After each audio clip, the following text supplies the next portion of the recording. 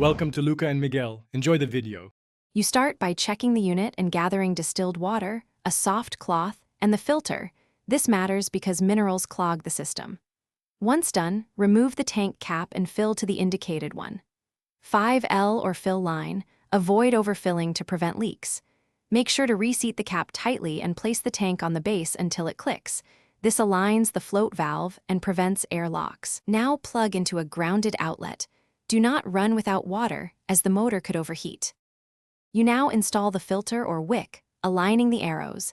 This ensures proper airflow and efficient evaporation. Next, power on and choose mist level. Higher settings increase humidity faster but use more water, so balance speed versus runtime. Once you set a timer or humidity target, the internal sensor modulates output.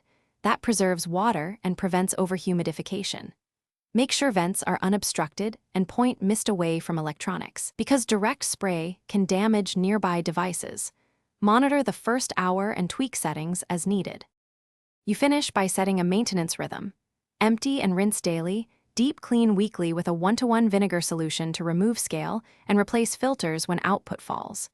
If the unit fails to produce mist, check water level first, then reseat the tank and inspect the filter for blockage. Sometimes a simple reset, unplug for 30 seconds, clears error lights. If leaking, ensure the cap and seals are intact and the unit sits level. Keep one troubleshooting tip in mind. Mineral buildup is the most common cause, so clean proactively. Thanks for watching and please subscribe. It's the best investment you'll ever make.